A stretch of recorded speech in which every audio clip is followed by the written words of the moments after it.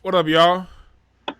Welcome to Hotep Ish, Intelligent Ish Talk, Intelligent Shit Talk. We are here live on YouTube, on Periscope, not on Facebook because these motherfuckers still got me in jail for a couple more weeks. But I'm here again 2 weeks in a row. A very special guest. No, hold on. He ain't no guest. You know how this when somebody come over your house enough. Man, you go get your own chicken out the refrigerator, nigga. I ain't about to go. No, as much as you come over here, shit. You go get your own goddamn beer. That's when you get to the point. Hey, can I use your bathroom? Nigga, you know where it is. Nigga. Malcolm Hall. Thank you for joining me, Malcolm. Oh man, as always, I always love you having me. Man, I appreciate you for coming on, dog. I appreciate you for coming on and joining us live. Yes, sir. Yeah, man, it's been a lot going on. We got a lot to talk about today. We're going to get into it. We're going to talk about black business. We're going to talk about how black people actually do work together, contrary to what people like, the BS that people like to repeat. But before we go there, we're going to get caught up into a little bit of the news going on right now. Thank you guys for joining us in the chat room. Shout yourself out in the chat room if you up in here. You know what I mean? I didn't even put out no advertisements. I didn't even tell nobody we coming on live. We just on. But y'all know we here every Thursday at 8 o'clock. That's why I keep it at 8 o'clock every Thursday. That way if I'm too goddamn busy, y'all know where to be. But yes, let's get into a little bit of today's news before we get into our main topic. If you look here, let me pull it up. How you feel about? First of all, how do you feel about voting, Malcolm? How I feel about voting? Yeah. I don't know why we can't vote by email yet. I mean, damn, you still got to get gas, park, stand in line. It's 2020. I need to send an email in, click yes or no from home. My thing is this. You ever, like, when you get a new password, like they have that new authenticator app for passwords. Mm-hmm. They can't have a voting app. If you can have an authenticator app that changes numbers every 6 seconds, you can have a voter app that only one person can get into. The banks do it with your money. All the time. So, but you know, I feel voting is great, but didn't Hillary win the popular vote and she didn't get in? Last time I checked, the popular vote doesn't pick the president. She won like 5 million more votes than Trump. And then you had, what's his name, got more votes. Al Gore got more votes than Bush. Right. They was like, ha! But we sitting there looking at colors. Speaking of colors. We looking at some colors change red and black. Come on, man, the numbers. And this thing, people don't pick the president. And here's the thing about the voting. They make that shit look like a horse race. Right now, Blues in the lead. We got Ohio. We got Pennsylvania. Blues in the lead. Oh, no. Reds in the lead now. We got Florida. Florida came in Ohio into Kentucky. This shit sounds like the Kentucky Derby. Right. How they know that fast how shit going on? And here's the thing about it. They would know if they had email voting like you said. But these motherfuckers is voting on paper ballots. How the fuck y'all know at CNN what people said off a paper ballot 2 minutes after they voted? And here's the scam. You get elderly people that can't see. So they gonna miscount anyway. Hey. They can see. You get people like, I'm like, man, look at these folks. They don't want to do this shit. Get some people in there in their 20s who it really matters. First off, y'all need to pay. Them people in there for free. That's why it's not a good job. You need to pay. You need to pay the people who run the voting booths. Then we won't have these issues. Free shit gets fucked up. Man, it's two people you get at the voting booths. You get the old people, and you get the extremely dyslexic. They telling you to go to the blue booth when you're supposed to go to the red booth. Like, get this shit straight, homeboy. Like, do you need fucked up vision to get? If you got 20/20 vision, you can't get this job and work at the polls. And they need to step up the reward for voting. I don't want no damn sticker. Give me $5. Give me something. Give me something I can use. I don't want no sticker. I voted. Give me a coupon. Let me go get me something to eat. $5 off at Chick-fil-A. Right. Y'all spending billions of dollars on stickers, man. Give everybody $5 off of Chick-fil-A so we can be happy. Man, I want to talk about this real quick. Joe Biden, this motherfucker stayed putting himself. He stayed like messing it, like putting his own mouth in his foot. How they say it, foot in his mouth? How they say it? Listen to this right here. And then we're gonna talk about it.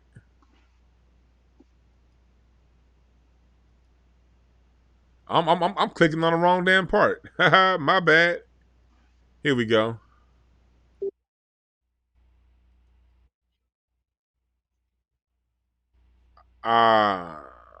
Sister. Can y'all hear in the chat room?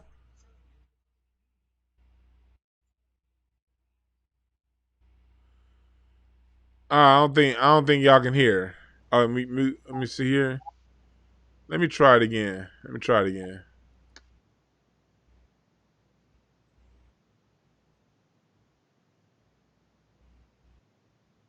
Oh, y'all can't hear in the chat room? Okay, whatever. Let me thank you, John, in the chat room telling me they can't hear. Malcolm, you there? Yeah, I'm here. Let me go ahead and just read it off for the people. Joe Biden basically said,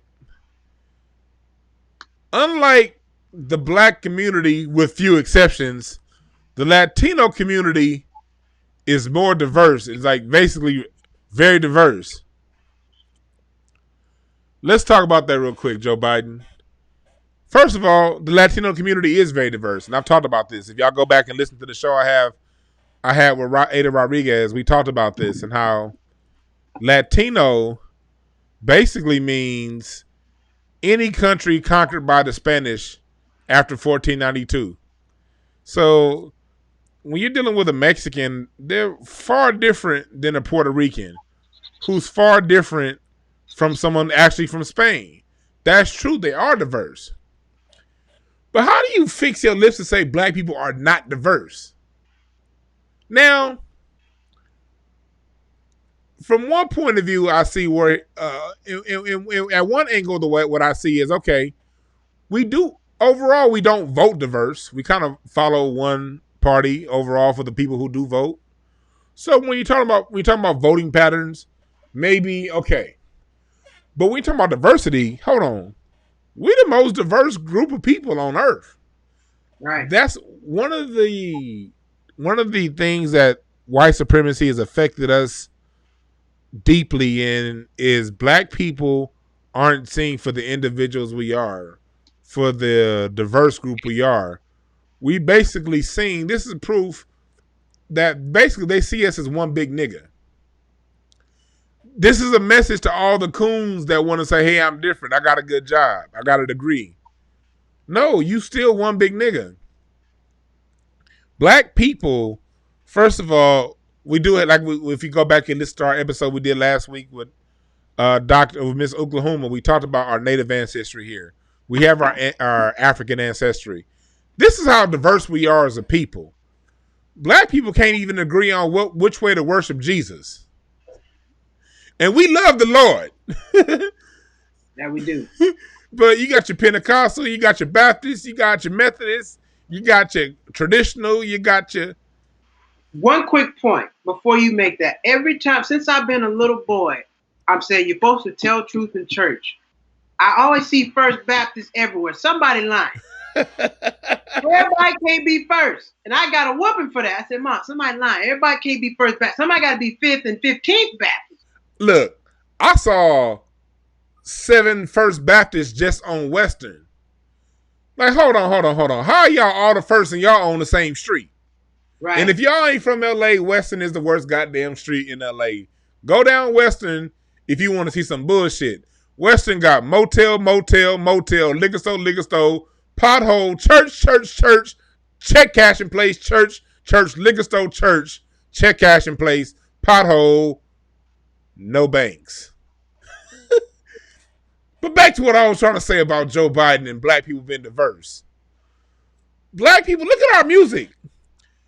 You talking about white people ain't created a new song since Yankee Doodle. That was the last genre of music that they created, was whatever genre that song Yankee Doodle was in. We created the country, blues, hip hop, funk, jazz. We mean we ain't diverse. Diverse. Black people go to South America. None of them black people speak English. None of them. Man, black people, we so goddamn different, but we all get grouped into one big old nigga. And that's exactly why Joe Biden, the Democrats ain't winning shit. I'm not a Trump supporter. I'm not a Republican supporter. Fuck them too. I don't like them either. But I ain't voting for you, Joe Biden. Joe Biden look like Joe Biden look like King Friday from Mr. Rogers. Remember the little puppy with the red cheeks? Fuck Joe Biden. Yeah. Joe Biden, man. Joe Biden, I haven't seen him do any campaign work. He hasn't done anything. It's like he's expecting to pass the test and he don't want to study. Joe Biden look like he lures boys into his car with a lollipop and touch them. That's how he look. He a nasty looking motherfucker. Yeah, Joe Biden do look like he used to be a priest at Catholic Church. He used to, hey, come on down here, let me pray for you again. And Joe Biden look like that priest that told the kids to look up under my robe. That's how he look. He looks like every dirty pope we've ever had, including the one that's in office right now, who was nicknamed Joe Biden. Hey, you know who Joe Biden is? Joe Biden, the white man that come to your door from the homeowner association to tell you got to cut your grass. See that white man? Hey, how you doing? I'm Joe. Just want to let you know you need to cut your grass. Joe Biden, that he that white dude that smashed a black girl back in college, and that make him not racist. I bet Joe Biden smoked Newport. Hey, one thing I like though, even though I was a Obama fan back then, but I'm not now. But one thing I do like about Obama is the fact that he had Joe Biden working up under him, and you know that shit pissed Joe Biden the fuck off having to work up under President Obama for 8 years. He smiled to us, but you know back when every day he got home, fuck this nigga. Shit. God damn it. Why couldn't it be me, God? So if you want to know why the Democrats aren't going to win this year, that's it. They don't know black people are their largest voter base, and they too stupid to know that we different from each other. Here it is. They all think we like John Lewis, and that's the problem. That's why another reason why they're going to keep losing. They all think we a bunch of niggas happy to take an ass whooping. No, John Lewis is dead, and so is ass whoopings, Joe Biden. I can't stand that motherfucker. Fact. Yeah, I don't know, man. Biden, I'm not feeling good about it. Like I said, he hasn't done anything. He's not talking about nothing. And talk about black people diversity. We let you know about our diversity every day between light skin and dark skin. We let you know we diverse. We definitely know. We see the difference. How is we ain't diverse? All y'all the same skin tone. The only ones that's darker are the ones that sit in UV tan in salons. The rest of y'all are the same skin complexion, literally. And then when you get slapped, it's gonna be 5 fingers across your face that's pink. All y'all. Black people, we look way different. Me and Malcolm, if being used in a Latin country, our skin tone difference is a difference between the kind of job we could get. Right. You know what I mean? Anyway, I don't want to spend too much time on Joe Biden punk ass, man. Let's go on. Let's go ahead and talk about black business. I'm gonna set it up, then I'm gonna kick it to you, Malcolm. Mm-hmm. We have to stop repeating bullshit narratives. The narrative that has to go is black people don't support one another. The narrative that has to go is black businesses, black people don't look out for one another. The narrative that has to go is black businesses don't do other people right. Get that shit out of here. Going back to diversity. That's another reason why Joe Biden felt comfortable saying that bullshit. A lot of niggas see every black person as one big nigga. We oftentimes group our group with the lowest common denominator within us. Here's the reason why this is a point. We're going to be talking about this. Malcolm has been someone in my life, ever since I've known Malcolm, if there's a book, if there's loans of money out there, anything regarding business, anything regarding moving forward in life, Malcolm has always called me. Malcolm, you got me on. Malcolm turned me on to the SBDC, Small Business Development Center. Malcolm turned me on to this book, Building Your Story Brand. Changed my business life. Malcolm turned me on to that SBDC loan, the Small Business SBA loan that they were giving to small businesses. And when Malcolm turned that business on to me, I called Craig. You know, y'all know Craig Facts. Shout out to y'all listening from Craig Facts. Craig has been somebody who, ever since I've known Craig, we always pass information. We do business with each other. We don't get shit from each other for free. We put money behind what each other do. These things are real. And for us to keep going around repeating that bullshit narrative that we don't support one another, that has to stop. Malcolm, tell about your experiences and why you wanted this to be the topic of the day. Go ahead. Well, I wanted to be the topic of the day because, like you said, well, I appreciate, saying all that, man. Like I say, you helped me as well, too. I just want to let you know, I used to host a show at the Family Room down there. For those who don't know the Family Room, for those listening, we got people listening across the world. The Family Room, because a lot of people don't know, we both stand-up comics, too. That's why we roast your ass. I'm giving information, but we also roast your ass, too, all right? Now, we come from stand-up comedy. And we got to stand-up comedy from the lunch tables in high school and middle school. So we got them jokes. But Malcolm used to host a comedy show at the Family Room. The Family Room is a spot that's in Athens Park here in L.A., one of the last black strongholds here in South L.A. It's a black-owned bar. And it's like your old blues juke joint. You gonna get some young, ignorant niggas in there and some old ignorant niggas in there. And the only way you gonna get some laughs off is if you're funny. And they got the best fried chicken on earth. Shouts out to you, Paul Wesley Parker. I'm getting some tomorrow because I'm off my cleanse.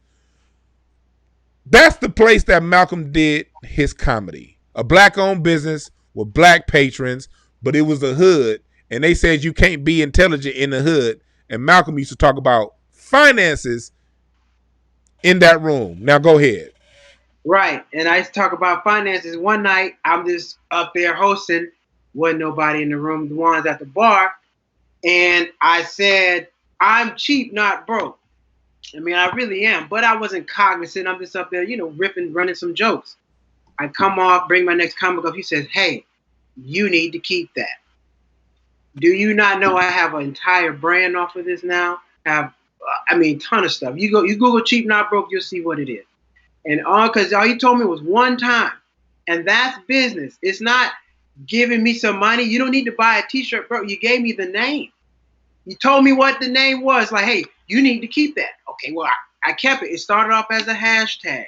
And then it became a YouTube page. Now I do videos. I got characters behind it. That's true business. And the reason I wanted to bring it up because business is not always somebody spending money with you. If you're running a business, you do spend a lot of money, but before you spend money, you got to have a good idea. Does your idea work? And sometimes those ideas come from other people, come from other black people. And I think sometimes the negative with black business is black people don't spend money with each other. Well, you got to get to a place where people can spend money with you. A year ago, I wasn't where somebody can spend money with me. So to sit there and say, well, nobody's really doing business with me, I wasn't in a place to do business. And for me to get on there and say black people are not doing this and doing that, or shame your family and friends, because people love to do that when their business is not working. My family and friends are not spending money with me and whatnot. Sometimes it's you. Sometimes it's you. A lot of times it's just you. You can't, when you have a business, when you got 50 employees, you can't call your family. It's you. You're the CEO at the top. And if it's black people, I don't care who's working for it, black business or not, it's still a business. Now, of course, we are black. We're exclusive to each other, but you're still running a business. And I sometimes think people take being black first and forget you're running a business.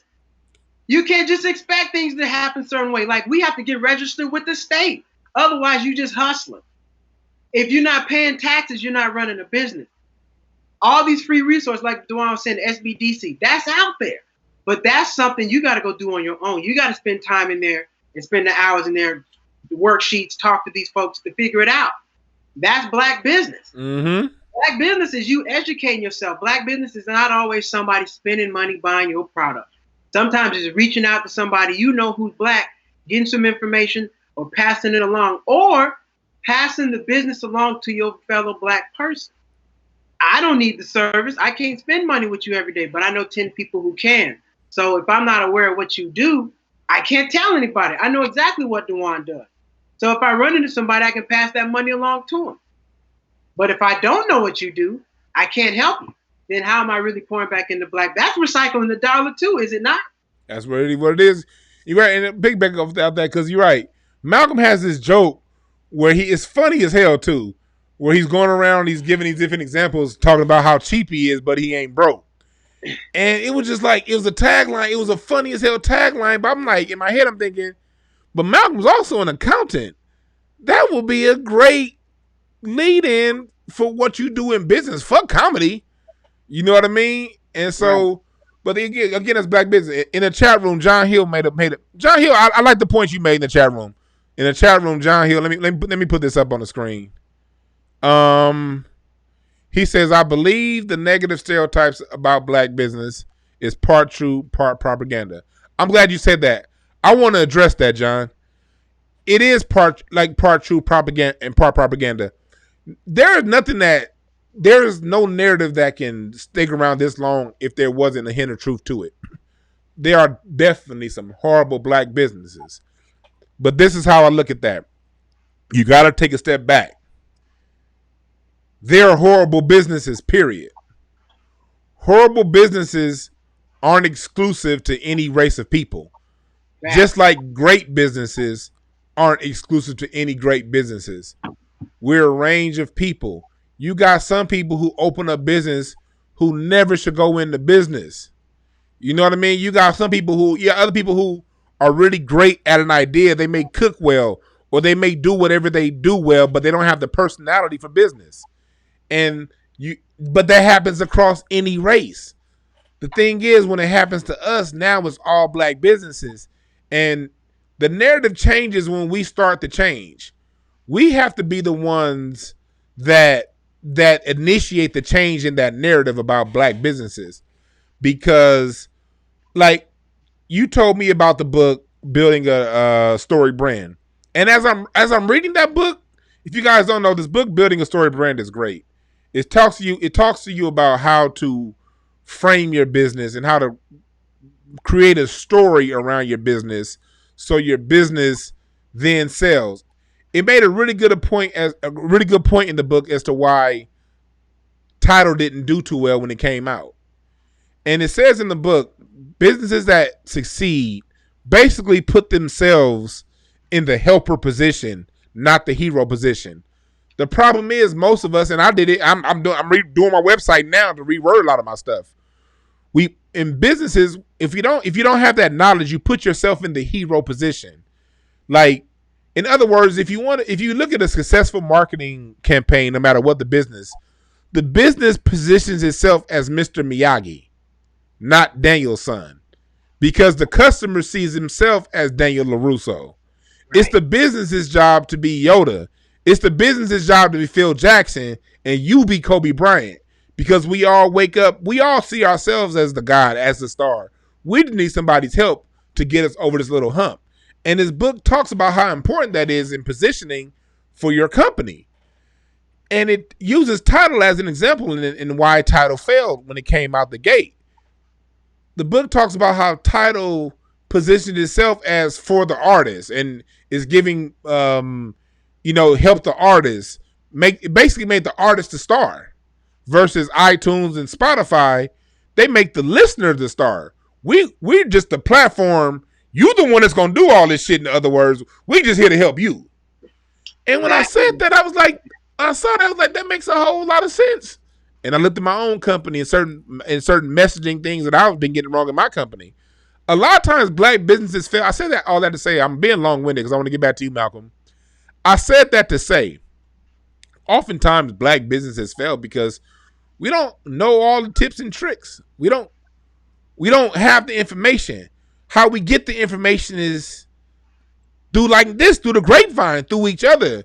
Because we weren't raised in households like my grandparents had burger shops and back in the 60s.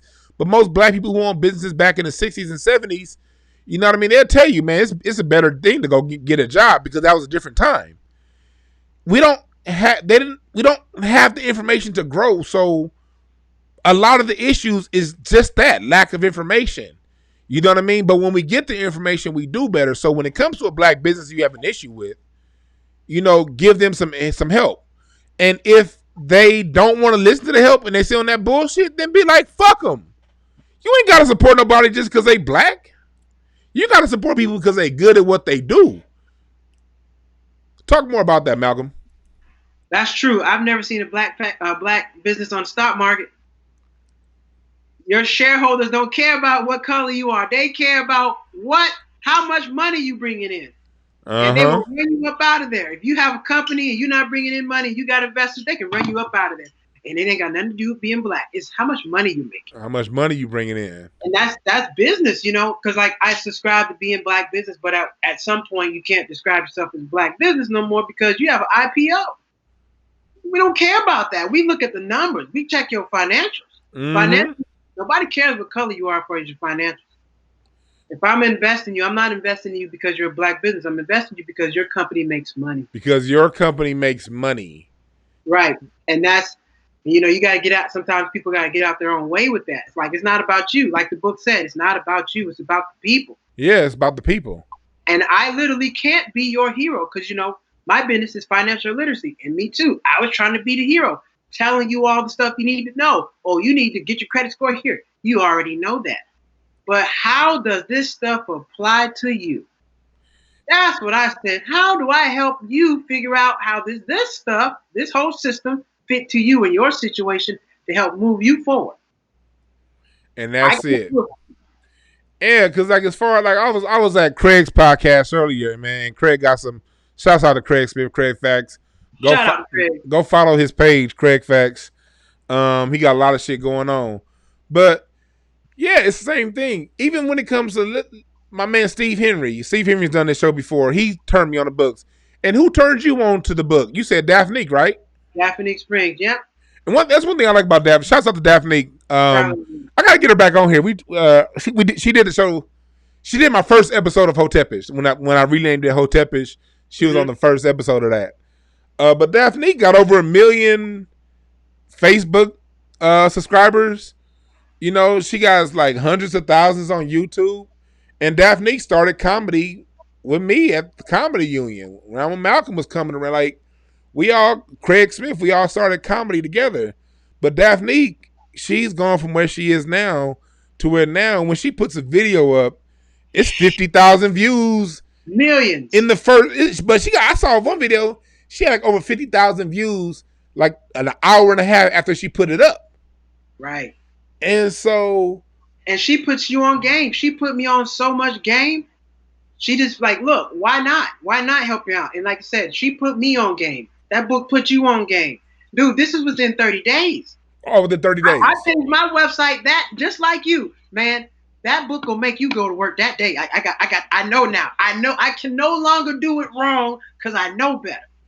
Yeah. And that's how that book makes you feel. And he said, like I said, Daphne, she's turned so many people like comics. Back when the year first started, back when we thought 2020 was going to be a normal year, Daphne threw a vision board party. And basically all the LA comics that's on the way up, all your favorite, I'm not going to drop too many names, but all your favorite All Deaf Digital people were there. All your people who are into that do the Instagram. She called all of them, everyone that lives in LA who make people laugh, called us all together and had a vision board party about how we gonna make a productive year. Not only did we have a vision board party, we had goals and we had benchmarks we were trying to make through the year. We didn't know the coronavirus was gonna fuck all this shit up, but it was beautiful to see. It was like 40 up and coming. Big Jaw was there. 40 up and coming black entertainers, Some are going the mainstream route through Hollywood. Other ones are going the YouTube route. I'm going my route. But we all came together to get ahead as a people. And that's how we truly get down. Tasha in the chat room. The book is called Building Your Story Brand. The book name is Building Your Story Brand. Get that book.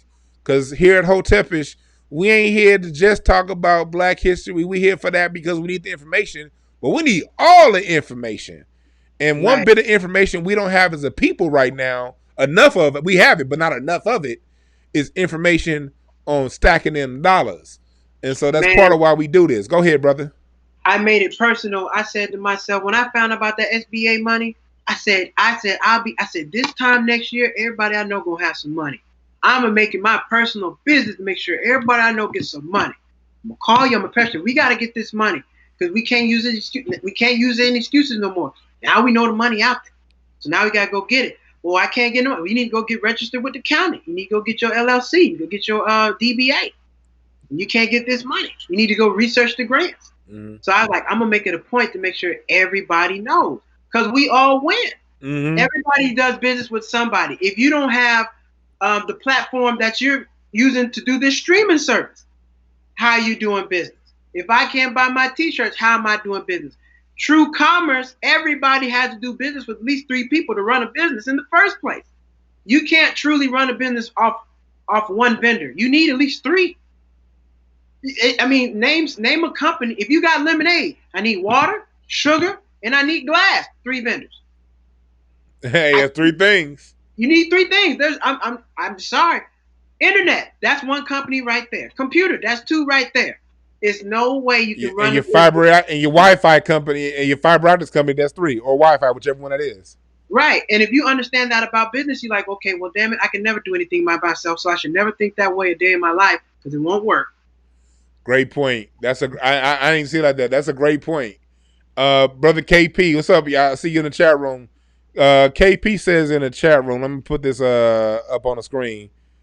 Kenneth Perry said, what's good, brothers? Just jumped on. Not sure what book you're referring to, but does it speak anything on customer service with their business? It does speak on customer service. And here's what it says on customer service. The number 1 rule, under promise, over deliver. It talks about that. But overall, is it a customer service book? No, it's not a customer service. The book is about building your brand, selling your story. We all know if you want to run a sustainable business, people, you have to have great customer service. There's no, you being black doesn't absolve you of customer service.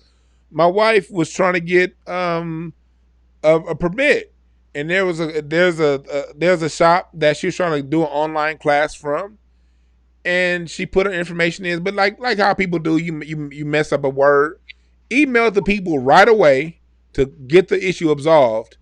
They never even emailed her back.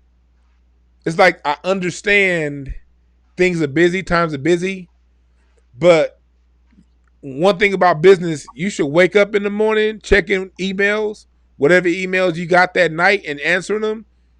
And when at the end of business day, you should be checking them emails again, answering whatever came in through the day. If you're not checking, that's only if you're working somewhere where you can't check them when you're work. If you're like in a retail place, if you're home or if you're in the office, you should be checking them every 10, 15 minutes so you can get back to people right away. But anyway, this black-owned place didn't respond back through email. And so it's like, I love you. It's good. They did me right when I did business, but y'all didn't do this situation right. So we couldn't do business with them. At the same time, I didn't say their name. They didn't do anything egregious to where they disrespected me or did anything wrong. They just really horrible at answering emails. So I didn't go around saying all black businesses are messed up. Don't go there, they messed up. Look, it's a lot of people that probably got done right by that business. But when we go to these other people-owned businesses, you go to these Chinese food places all the time. They just slam your food down on the plate, talk shit, talk all crazy. You don't blast them. You know what? That's funny because the same people, if you're going to blast the business, you should promote the business in the same breath too. Because if you're going to blast the business, you're taking dollars out of their pocket because some people are probably not going to shop with them. But if you really love a business, talk about them too. I was going to talk to the brother about customer service about the book. As far as what I learned was that the biggest thing about customer service is you have to be the guy. You can't solve your customers' problems. You can't, you just help them figure out solutions. Like I literally was trying to solve my customers' problems, but no business can do that. And like he was just going down, listing down different businesses that they can't do it for the customer. If you're a trainer, you can't work out for your client. You have to just provide the workout, and they got to do it. And I had to learn that about, far as running my credit business and helping people with credit education and financial literacy. I can't make you do the work if you don't want to pay off the debt. If you don't want to really dig into the budget and cut back, when we get back on the call, then I can't do nothing. And it was frustrating me because I'm very passionate about it. But I had to realize, I said, okay, well, you know what? The people don't care. I can't care more than they do. And that kind of changed things for me because, you get a little frustrated. So customer service, and sometimes you don't know what you don't know. And that's the best thing I took from the damn book. You don't know what you don't know. I don't know what it's like to go through deal with my first client till you have one. I don't know what it's like to have 5 clients at one time till I have five clients at one time. So don't beat yourself up for what you don't know. And to piggyback on that, don't beat yourself up for what you don't know, but at the same time, get information and get as much as you can. Like, another issue that black businesses run into is we have a really good idea, but we don't. A lot of black businesses don't look at the whole landscape. You want to look at the market you're in. Is now a good time to go brick and mortar? Should you be online? Where should you go online? What are the best places? But you gotta learn as much. You gotta always be willing to be into them books. You gotta always be willing to enroll in seminars. I just enrolled because I do with Breakthrough Advocacy Services, breakthroughas.org. Look it up. The website ain't changed yet, but if y'all look at it next week, it's gonna be right where it need to be. Well, anyway, if you look up Breakthrough Advocacy Services, like, it's just I'm always learning. I just enrolled in a new online career college course thing. You know what I mean? Just because it's information that I can use one day or soon to help my people out. You know what I mean? You gotta always be willing to learn. You gotta always be willing to move forward. You gotta be always willing to strive. You can't just be sitting back and waiting. Because when it comes to business is competition. It's competitive. You don't get a pass because you black, and you black. Your black ass better stay ahead of the curve like everybody else. Right. We oftentimes get something, but we don't stay ahead of it. And I'm not saying that to be critical. I'm saying that to fix it.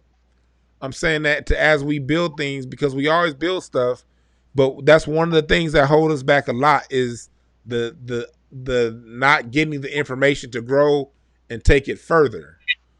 Talk a little bit about getting more information, Malcolm, and how because you're very resourceful. How do you go about getting a lot of this information? I mean, because I need it. I got to reach my goals, and I got to get the information. Like when I lost my job, I got fired, and I said, okay, I needed to write a business plan, and that's how the SBDC popped up. I typed in business plan, SBDC popped up, I read about it, did my research, figured out I can go in person, and led from there. From my first meeting, I met a lady that allowed me to go to speak at schools and take my my student program to kids, my money and banking program, Making Money Fun.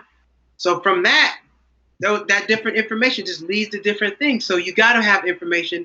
And like DeJuan's saying, you got to change. You got to evolve. You look at, take Nike. You think they still be in business if they were still making shoes like they did in the 80s? Hell no. You think Coca-Cola still be in business they was putting cocaine in the Coke? No. And you have to change. Another lesson from Coke, you got to be willing to be wrong. You got to be willing to admit being wrong and change back. They tried that new Coke shit in the mid-'80s. People was like, fuck that. And they were agile enough to go back to what people like. You got to listen to your customer. The coldest thing I heard was from Coca-Cola. They asked Coca-Cola executive, said, why do you spend so much money on marketing? Everybody knows who you are. He said, well, somebody is born every single day. And every single day, somebody's going to become cognizant of what soda is. we want to be the first soda that they grab. We have to market every day because a large part of our population is gone. Everybody that we started marketing to is probably no longer on Earth. Everybody we're marketing to now was not here when Coca-Cola started. So we have to constantly market. And that made sense. There's always going to be somebody who doesn't know who you are. And like in the book, and like you said, to go deeper than that, in the book, Building a Story Brand, it talks about how, like, on your website, basically, you got to ask for the sale right away. Well, another thing that we do is, as a people, we kind of talk about what we do. We get on all these flowery discussions about how great we are, but we don't get back to getting the money. Buy now. Buy now, bitches. Buy now. Click here. Buy now. Speaking of buy now, let's take a quick little commercial break right here. No, not that one. I want to show y'all. Buy now. Look at my t-shirts, my Black History t-shirts that we have right here, hotepish.com. Fuller, Clark, Welsing, Van Sertima, Ben Yakinen. 5 of the greatest scholars that ever walked this earth. Neely Fuller taught us what racism is, white supremacy. Dr. John Henry Clark taught us how we got in the situation we are as a people and how to get out of it. Dr. Frances Cress Welsing took Neely Fuller's work a little further. She not only said what it is, she talked about the psychological shit going along behind it. You got Ivan Van Sertima, who told us they came here before Columbus. Get his book. It talks about the black presence here in America long before the European, going back tens of thousands of years. And Dr. Ben Yosef Yakinen, he's another person who taught us who we are as a people. Egypt. He really got into Egypt and Nile Valley civilization. So this shirt is a tribute and an ode to them, our greatest scholars. A lot of people like wearing their favorite athletes' names on their backs. I like wearing the names of my favorite smart people on my chest because I love us like that. Get yours, hotepish.com. Also, we got our Hotep-ish t-shirts available in the store. That we have that. And also, if you don't want to buy anything, you want to help New Black Media, donate to my Cash App. You see it up there, DeJuan Brown. And if you want to know more about Malcolm, what? First of all, give them your Cash App. Cash App, Black Kung Fu. That's BlackCungfu. And if you want to find me, follow me. You can want to learn how to save some money, find shopping deals, cheap, not broke. All platforms. And if you want to improve your credit, learn how to budget better and save more money, stressmoneyless.com. And remember this, we're going to keep going during this commercial break. Remember this, breakthroughas.org. Man, my coaching session is about to get real big, y'all. Go to breakthroughas.org.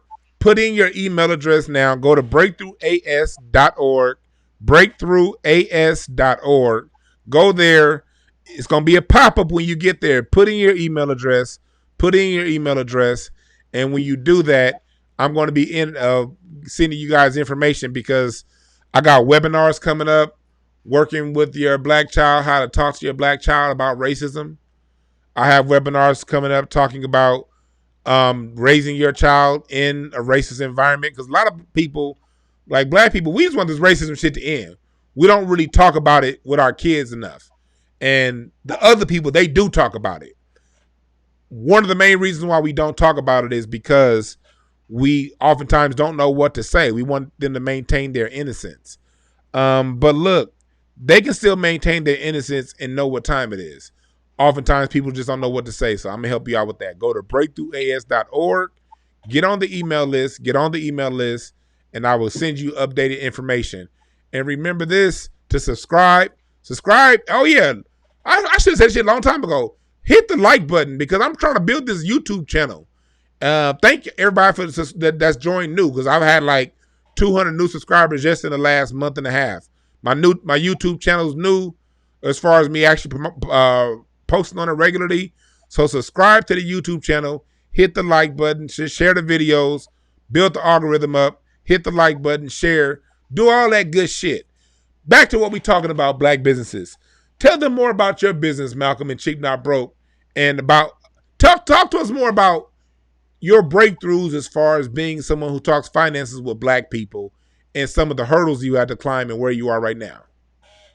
I went to an HBCU. I went to North Carolina A&T State University. So my first years of accounting and all finance, I'm in school with a bunch of black people. Now I remember one of my professors, my audit professor, he said, look to your left, he said, look to your right. He said, this is the last time you're going to sit with this many professional black people in a room. And he was 100% right, because you're just not going to find that many black people in corporate America as the higher you go up the ladder. It's unfortunate. I'm sure there are businesses. It's just not very many. So I was like, dang, I have all this accounting knowledge, but I can't help anybody. Who cares about credits and debits unless you have a business? But I also knew, I said, well, damn, I know about credit, and that's what people like to talk about.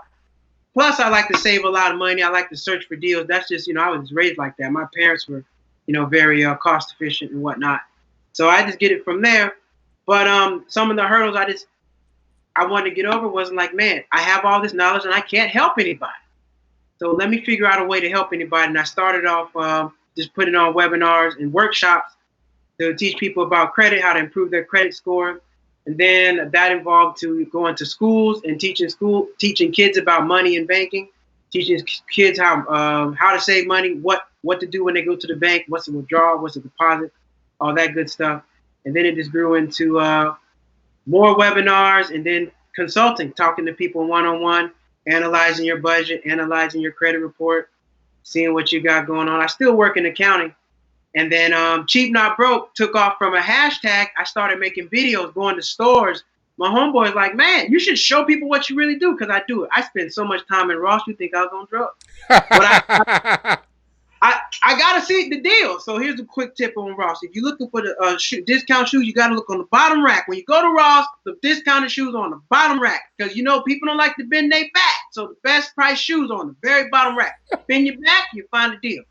And clearance rack. Start on the clearance rack and work your way back. I don't know why people like to start on the regular rack. Start on clearance. You might find everything on clearance and haul ass. By the way, I just did a video. I went to H&M. I got a linen suit that was regularly $126. I got it for $30. I got some slacks, burgundy, communion juice burgundy. They look real good. $4. And I got some chinos, like some of the Mexicans be wearing, for $10. I got 4 pair of pants, 2 shirts, and a suit for $54. You can go to my YouTube page right now, Cheap Not Broke, and see it. I sniff out the deals, man. I don't like getting beat. My only question is this, man. Just tell me this. With your linen suit, please tell me you didn't get no discount Mandels with that motherfucker. This motherfucker Malcolm he went to Ross and got a pair of Mandels. This is from H&M. Okay, I'm saying y'all from H&M. Okay. Yeah, I ain't doing a Ross suit. No, hell okay, no. I'm gonna say Malcolm went to DSW and got a pair of Mandels. The left foot is a size 13 and the right foot's a 9. His nigga's pinky toe was sitting outside on the cement on his right foot.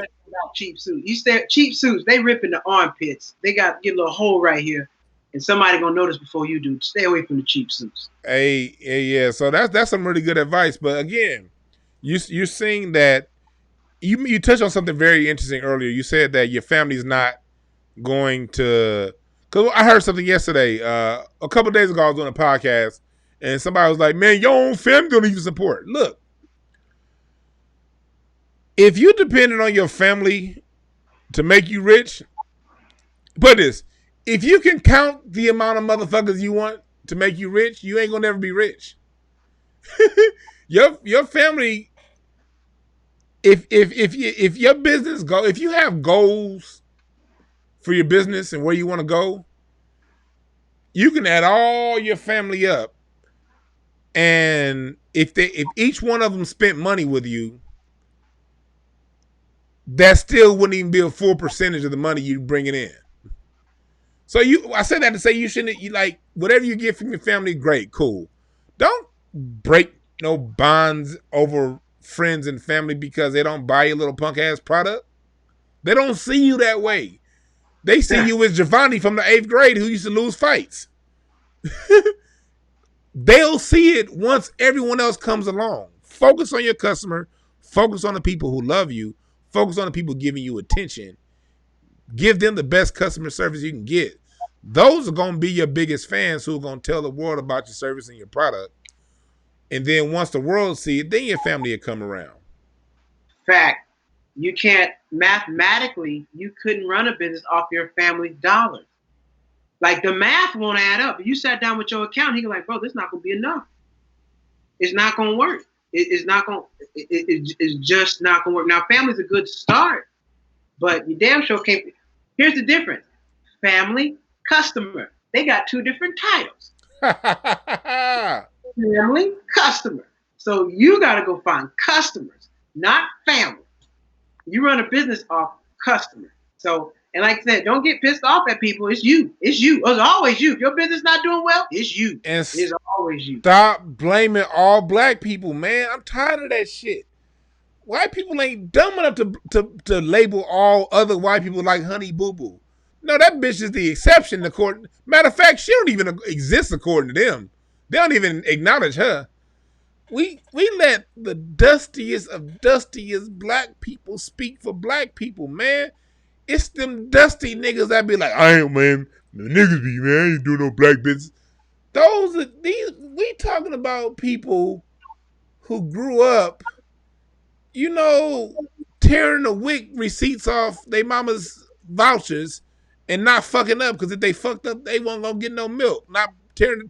They couldn't tear the shit right. We dealing with project-minded motherfuckers. And project don't mean you broke right now with money. Project-minded is a mindset, man. Those are the sorry motherfuckers who do that. Go ahead. I was gonna say this. You know what? It should be a code. It should be black. This is how I feel about that. If I have a black business that's not doing well, I will never promote you. I'm not going to say anything bad about you because that's code. Because I'm going to hurt your business. Because if I say something bad, I'm robbing you the opportunity to get it together. You might get it together in 6 months. I'm not going to kill you. I'm not going to stomp you out. If I don't like your business that much, I'll speak to the owner in the business and let him know. But I'm not going to get on Facebook, Instagram, Twitter, and talk bad about your business. That's wrong. Go to a customer review and write it under customer review because it's for that. But don't get on your personal social media and blast no business. That's wrong. Go to where that says customer review and write a bad review. But to do that's and then if you're going to do that, go back in 6 months and see if they got it together. Are you going to write another post to say, hey, man, I'm back. These people got it together. TV shows do it. They show up 6 months later and see that you got it together to promote that same business. So if we're going to be black people, if you don't like a business, fine. Don't blast the people because you're killing their opportunity to get better. You right about that, man. John Hill, you said it right in the chat room. Those people ain't ready. So it's understandable. You're right. The people who ain't ready, but you got to be up for the ones who are ready, because there's a lot of people out there doing great business, doing great work, and we have to understand that all black people ain't good, all white people ain't bad, all this and that, and there are no blanket shit. Now, and if you can't afford it, that doesn't mean it ain't good. Another great point. That doesn't mean business ain't good. I get tired of people saying, "Oh, this is too expensive." Well, damn it, a lot of shit's too expensive. There's so many houses I can't afford. I don't go around saying them houses ain't shit because I can't afford them. If you can't afford it, keep it moving. Go to where you can afford it. You look bad. You look real poor. Talking about such and such costs too much. Well, that's just not your price point. Keep it moving. And when it comes to that, you're right. You don't diss somebody because who they think they are to charge that. Like calm down. Relax. But really, what is the main point I want to get out to this before we close out is to say this, tying it back into Joe Biden. I started with Joe Biden for a reason.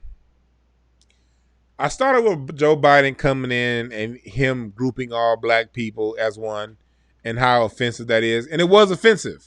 Joe Biden, you ain't getting my vote. F you. But I wanted to bring it back around to how that's oftentimes how we do each other. We see ourselves oftentimes the same way the white supremacist sees us. Why? Because we were raised by them. We were educated by them. We see ourselves through that lens, and we do it oftentimes when we don't know we're seeing ourselves through that lens. It's a behavior that's been passed down, and it's something that we're doing it. And I'm saying all this not to criticize and badger people who do it, because hell, I used to do it too. But it took an awakening. It took someone saying something. It took my eyes to be open to realize, hold on, aren't black businesses like any other fucking business? So we have to give ourselves that humanity. There's going to be a range of us. There's going to be a spectrum of us. There're going to be good ones. They're going to be bad.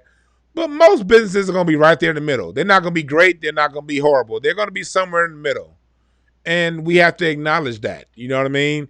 And we also have to acknowledge that, when it comes to our businesses, we all know about the us being working behind the 8 ball and all these other things. On the business owner standpoint, the customer know a lot of the disadvantages we as black business owners are behind. Don't take advantage of that shit. Don't take black people wanting to support you and supporting you for granted and acting and giving black customer service less customer service. Because I've seen this stuff too. I've seen black people who will go around when a black person come, they talking like whatever. Then as soon as a white person come, they get their voice up. They want to start reaching over backwards. They call back on time. No, when a black customer call you, you call them back on time. You treat that black customer or all your customers like because your customers are the lifeblood to your business. You treat all customers that way. It ain't no nigga passes, ain't no age passes. You're going to treat somebody different because they're younger. None of that. Be the business you want to experience when you walk into it. And for customers, when you walk in, be the person for the business that you would like to see if you ran your own business. Be the customer that you would want to see if you had your own business. What are some of your closing thoughts, Malcolm? Go ahead. Like I said, like we started off talking about half a business. When I lost my job, that 6 months, I spent just going to SBDC, going to workshop, just learning. I realized like part of business is not make money in the beginning. Like I really need, because you'll kill yourself in the end. You'll go buy stuff that you don't need. You'll mess around, go spend $800 on an LLC, and not make a sale for 6 months, and you just paying the state of California here's $800. You just paying the state of California just to say you got a business, but you're not making anything. So like really do your time, really do your due diligence and time and educate yourself. Understand what you're getting into. And business is tough. Find you some business friends. Some people who understand what it's like to run a business. So when you're going struggling, you can call them and say, man, I'm struggling. I'm not making no money. We done had plenty of them conversations. Right. Stuck. I'm stuck, nigga. I'm stuck. It's not, I'm frustrated. Oh man, read this book. Boom, man. 3 days later, I appreciate it. I'm out the rut. Thanks. All good. I was there. But if you don't tell me, I can't help you. Have no shame. Don't be shameful for what you're going through. Be open. I'm open with Dewan all the time. And Dewan stuff. Let me tell you, I'm going to be honest. So we were outside Dewan's old show, Excel at Radio. And I used to call my business Stress-Free Money Credit Camp. He's like, that's confusing. And then in the same book that we're reading, the man said, within 3 words, people tune it out. I have 5 words for my company, tuned out. But it took me to see it as a consumer, not as the business owner, to get it. When he said it, didn't make sense to me because I was so passionate about it. But then over time, I said, man, my passion is going to kill my sales. Do I care about passion? Do I care about making money? I forgot all about that conversation. Yeah, you're right. I remember when I told you. I was at first, Malcolm was hella defensive. He was like, but, man, I done put so much energy into this, and you don't understand. I got this whole vision and stress-free credit management. I got this whole, but I'm telling him, the first word is stress. I'm tuned out after that. I don't even hear the money management. All I heard was stress. Right. But what you got going, but again, that's us doing things that say black people don't do. That's us doing things that say black men don't share. Black men aren't open. Look, from you, Craig Smith. I mean, when you take my shit, I call Freeze Love. I call Steve. I got like a network of 4, 6, 7 black dudes that we call boom, boom, boom, boom, boom, boom. And this is like every day, home. Like this is like life. This is like everyday life. But it's never represented. And so we are out there, people. Only thing we need is for everyone else if it annoys you, if you're the kind of person that says black businesses don't do fill in the blank, then you open up the business and do whatever that fill in the blank is you think other people aren't doing. And I guarantee you're going to find a lot of other people doing the same thing you trying to do. Go ahead, brother. Joe Fox helped me out a lot when I first got started because Joe Fox was running the business. Before I was working my job, before I lost my job, I was talking to Joe Fox like 8 months out. And when everything fell apart, it was cool. I didn't panic because I had already been talking to Joe, and Joe had been doing this for years, and Joe had told me his experience. So I already knew somebody who'd been there, done that, and working through it. So when my time came, I was good. I had people to call. I knew people who were there. So I was okay. I got fired from my job, and that same day, this is purely God, I got my first check from doing my first school. So I said, I'm not going back. I couldn't go back. I'm working part-time now. Things got a little rough, but that's okay. Don't feel bad if you got to go back. You need money, but just go back with the business in mind. Now, when I'm working, my courses are online. You can buy my courses. You can sign up for consult. You can sign up for consultant. I can still make money at my job. So it's okay now. And salute to Joe Fox. You brought up Joe Fox's name, Brain Street Designs. Look him up. Joe Fox is the person that designed my flyer. And he designs anything I need to get done. He designs it for me. So shouts out to Joe Fox, another black business that executes. He's professional, does his designs on time. He communicates well. When he sends his invoice, it's professional, it's laid out. He not on your ass. He's a very professional person. So look up Brain Street Designs, brother Joe Fox. Joe Fox. So we saying this all to say before we close it out. Black people, we all right. All right? We good. All right? We all right. We got some shit we need to fix. We got some things we need to hone. But we do that through building through one another, through talking, through listening. You guys doing that through listening. I thank everyone here listening on YouTube, on Periscope. I don't think it's on my Facebook. Facebook got both my accounts in jails, and I ain't say shit. So that's where the majority of my listeners come from is Facebook. But they've been hearing this truth, and ever since I've been getting more and more direct with it, they've been fucking with me more and more. Yeah. So please like this video, subscribe, and share it on YouTube. We're building the YouTube. I'm new to YouTube. I thank everybody who listening to me on YouTube. We new to this platform. Thank y'all for listening. And remember to go to breakthroughas.org. I'm going to have my seminars and classes coming up pretty soon. And also go to hotepish.com. Hotepish.com. Or if you're listening to this at a later date, DewanB.com, because the links to the same site. DWANNB. Y'all see my name? DewanB.com. It goes to this. And get your t-shirts. And remember this before we sign out. Thank you, Malcolm Hall, for joining us again. And I want everybody to remember this. There are no perfect messengers. Only perfect messages. For those who are willing to pick up game. Thank y'all for listening. We out.